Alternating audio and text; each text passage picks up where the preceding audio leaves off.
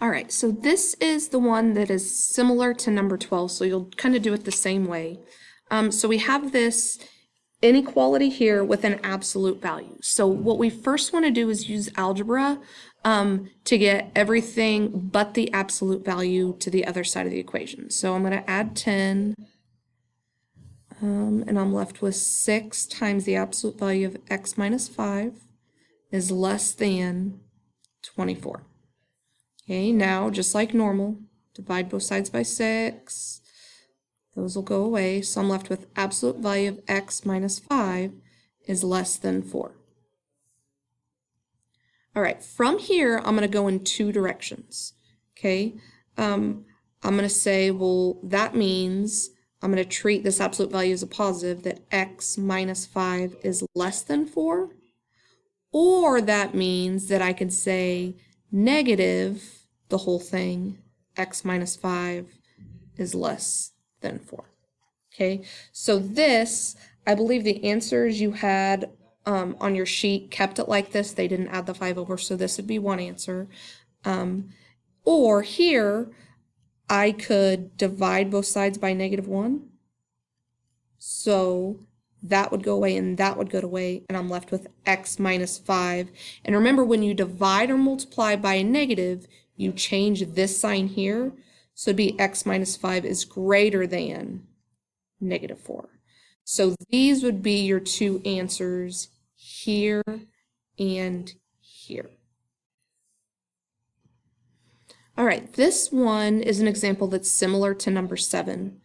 So once again, we just want to get everything to one side of the equation and let our absolute value be the only thing on this left side. So I'm going to add 15 to both sides. So I get the absolute value of -3x is going to equal 3x minus 3. Okay, so now that I've isolated my absolute value, this is where I can break this out into two separate equations. So I can just say that -3x is equal to 3x minus 3. And I can also say that, remember, this is absolute value, so I could say the opposite of -3x is equal to 3x minus 3. Okay, so remember, you have to get two different solutions and then plug them in at the end. All right, let's do this one on the right first, I guess. So negative times a negative is a positive 3x equals 3x minus 3. Okay, so just like algebra, we're going to subtract 3x from both sides, and oh look, 3x minus 3x, that's a 0, equals -3. Okay, this will never work. Okay, so we can automatically say, well, this is no solution over here. All right, but we still need to look at this one over here. So just like normal algebra, subtract 3x from both sides.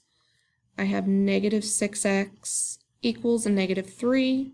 Divide both sides by -6. I get x equals 1/2. Okay, this looks a little more promising. So now what I want to do is, just to double check myself, I want to plug this x equals 1/2 into the original equation to make sure it works. Because remember, sometimes we have extraneous solutions with the absolute value. So say the absolute value of -3 times positive 1/2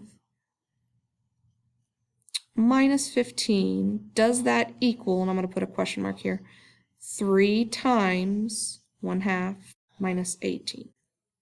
Okay, well, if you just put this in your calculator, 3 times -1/2, take the absolute value of that, minus 15, you get a -13.5.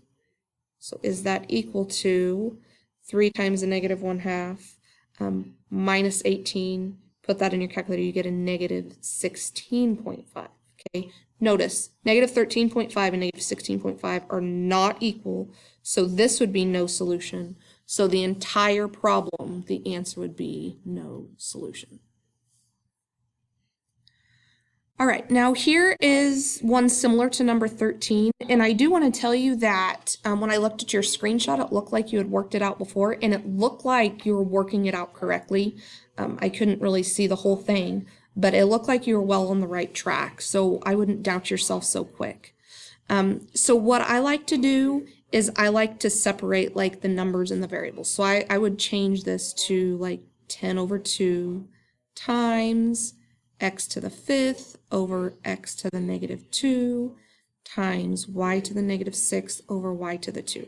And the reason I do this is because I'm extremely scatterbrained. There's a whole lot going on.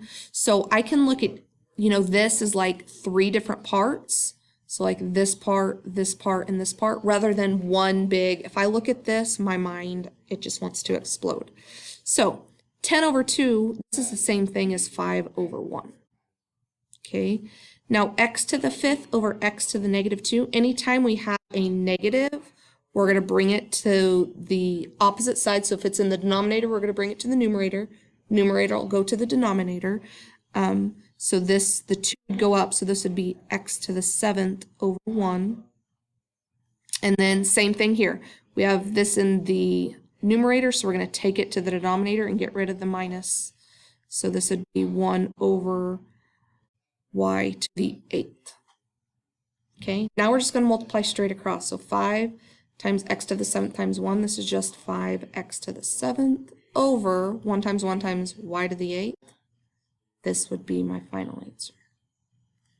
All right, I hope that helps.